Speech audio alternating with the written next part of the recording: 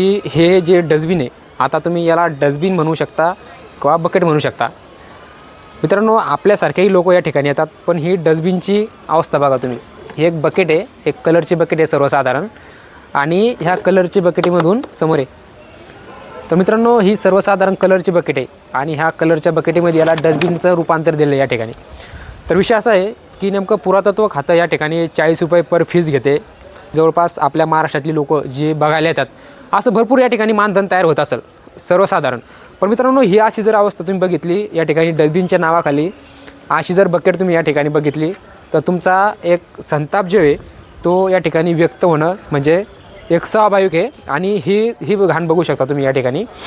आता डस्टबिनच्या नावाखाली अशा जर बाटल्या जर तुम्ही या ठिकाणी टाकल्या आणि असं जर या ठिकाणी डस्टबिनच्या नावाखाली बकेट किंवा एखादी छोटीशी बादली आणून जर या ठिकाणी ठेवली आणि असं म्हणता येईल किंवा पुरातत्व खात्याचं काम झालं, तर ही जगात ओळख असणारी आणि जगाला एकमेव ओळख निर्माण करून देणारी म्हणजेच आपलं कैलास मंदिर, आणि जगातील 7वा किंवा 8वा अजुबा म्हणला तरी चालेल, अशा ठिकाणी मी सध्या आहे.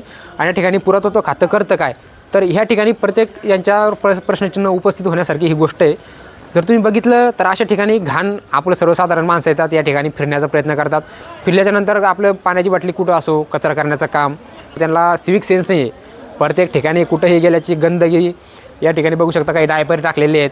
आता हे त्या ठिकाणी धार्मिक स्थळ आहे, कैलास मंदिर जे धार्मिक स्थळ आहे, आणि या ठिकाणी याच्यामध्ये बघितलं तुम्ही त्याच्यामध्ये एक छोट्या मुलाचं डायपर टाकलेलं आहे.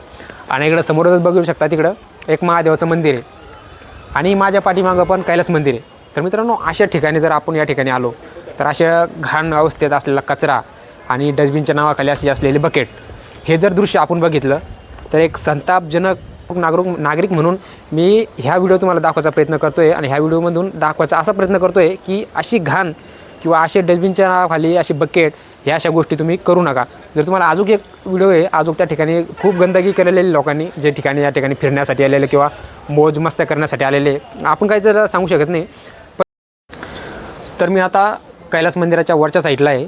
आता खालची घाण तर मी तुम्हाला दाखवायचा प्रयत्न केलाच, पण मी आता पुन्हा वरच्या साईडला आलो आणि त्या वरच्या साईडला पण लोकांनी त्यांचा सिविक सेन्सचा कसा उपयोग केलेला आहे ते तुम्ही या ठिकाणी पहा. अजून भरपूर समोर दाखवायचा प्रयत्न करतो, पण ह्या ठिकाणी बाटल्या असेल, पुढ्या गाऊन थुकलेलं असेल, हे सगळं दाखवण्याचा प्रयत्न मी तुम्हाला करतो आहे. त्या ठिकाणी येतात देवाच्या नावाखाली, काय तर फिरण्याच्या नावाखाली येतात, एन्जॉयमेंट करण्याच्या नावाखाली येतात. आणि असे बसले की नंतर नंतर हे अशा बाटल्या पाणी पिऊन लगेच मागं टाकून द्यायची. सिविक सेन्स नसलेली गोष्ट या ठिकाणी उपयोग करायची. आता हे बघा, लाजा वाटणार नाही. तुम्ही जिथपर्यंत जासाल तिथपर्यंत हा पूर्ण बाटल्याचा कचरा या ठिकाणी पडलेला आहे. भरपूर सिविक सेन्स आहे. आणि हे आहे आपलं कैलास मंदिर, ते दाखवायचा प्रयत्न कर.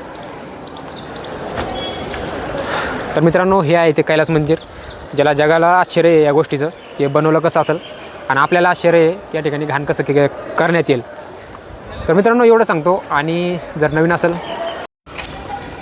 तर मित्रांनो, या ठिकाणी जे सध्या पर्यटक आलेले फिरण्यासाठी, त्या पर्यटकाची नेमकं काय भावना आहे अशा कचऱ्याविषयी, त्या थोडंफार जाणून घेण्याचा प्रयत्न करून नेमकं या जगाला आश्चर्य करणारी जी गोष्ट आहे त्या गोष्टीला पाहून आणि अशा घाणीला पाहून त्यांना काय वाटते. कुठल्यात आहे तुम्ही? मी आहे नांदेडमधून. नांदेडमधल्या. बरं, तुम्ही आता फिरण्यासाठी आलेलं आहे? हो.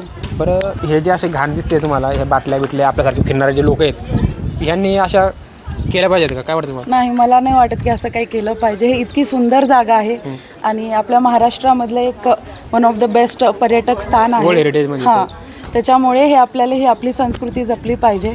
त्याच्यासाठी दोघांना पण ह्याच्यामध्ये काय म्हणतात, जे पर्यटक येत आहेत त्यांनीसुद्धा अशी घाण करू नये आणि हे जे मॅनेजमेंट आहे तिथले त्यांनीसुद्धा त्याच्यासाठी व्यवस्थित असं सिस्टम बनवलं पाहिजे की जिथे आपण आपला कचरा वगैरे टाकू शकतो.